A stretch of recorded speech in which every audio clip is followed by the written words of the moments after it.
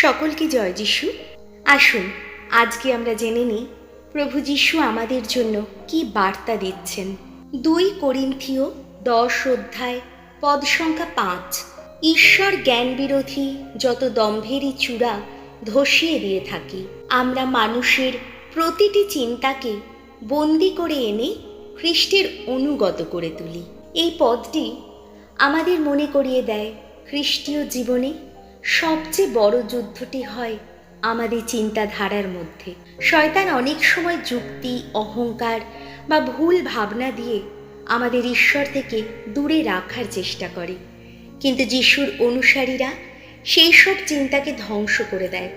অর্থাৎ যা কিছু ঈশ্বরের জ্ঞানের বিরোধী তা আমরা মেনে নিই না, বরং আমরা সব চিন্তাকে খ্রিস্টের অধীনে আনতে চেষ্টা করি, যেন আমাদের মন তাঁর প্রতি আজ্ঞাবহ হয়।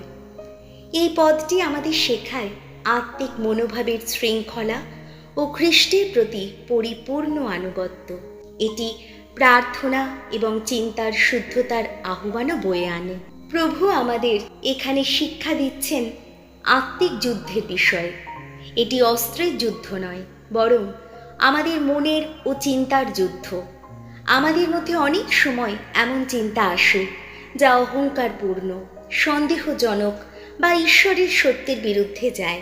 যেমন, আমার দ্বারা কিছু হবে না, ঈশ্বর কি সত্যি আমার জন্য চিন্তা করেন, আমি নিজের পথেই চলব।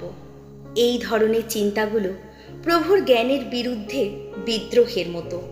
প্রভু চাইছেন আমরা এই সকল চিন্তাগুলোকে ছুঁড়ে ফেলে দিই, ধ্বংস করি এবং আমাদের মনের প্রতিটি ভাবনাকে এমনভাবে পরিচালনা করি যেন তা যিশুর আজ্ঞাবহ হয়। অর্থাৎ প্রতিটি চিন্তা যেন এই প্রশ্নের সামনে দাঁড়ায়, এই চিন্তাটা কি যিশুকে খুশি করবে? এটা কি তার ইচ্ছার সঙ্গে মিলছে? যদি না মিলে, তবে সেটিকে আমরা বন্দি করব, মানে সেটা আর আমাদের মন ও কাজকে প্রভাবিত করতে পারবে না। এসো প্রার্থনা করি।